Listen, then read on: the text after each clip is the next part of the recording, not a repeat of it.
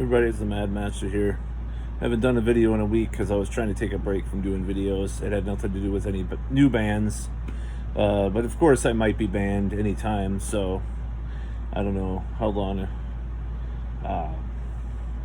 I'll be on YouTube. But I just wanted to talk today about the new facial cloth mandate in my county and then also something else. I'm going to be talking about these issues. It's kind of a catharsis for me. Some people may not like me doing these videos and think it makes it worse, but it does not. It makes me feel better, so whatever. This whole thing the last 48 hours have been utter hell for me.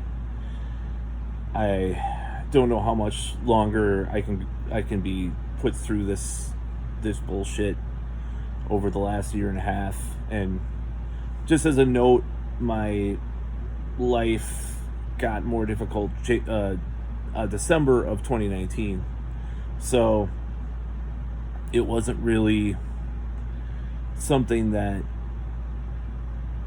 was necessarily what started with this whole crisis. But they're talking about getting a boost. And if the original Action Jackson Nation really worked that well, why would we have to get a boost?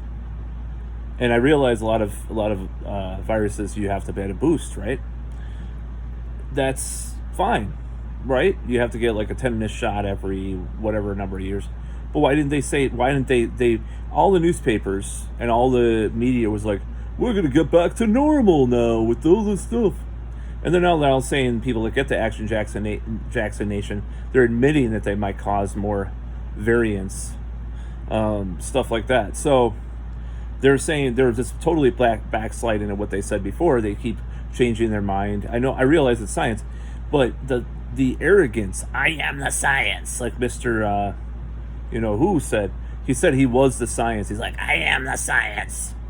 It's like, okay. Like, I was thinking about Osterholm and how he has been a very consistent person. I mean, he's pro-lockdown and pro-mask and stuff, but at least he is consistent, unlike the other guy, But nobody's going to listen to him. He's not in the administration. He doesn't have the charm of going on these stupid TikTok things and all this shit.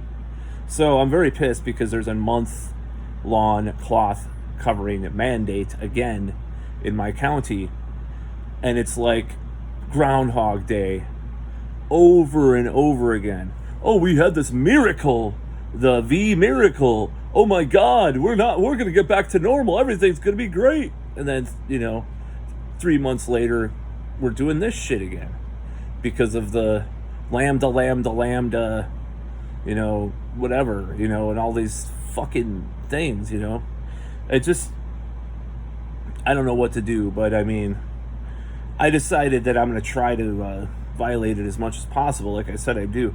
I said last year that I wouldn't be wearing one if by March they don't, if it's still going on by March. Now I'm just like, yeah, I'm not going to wear one.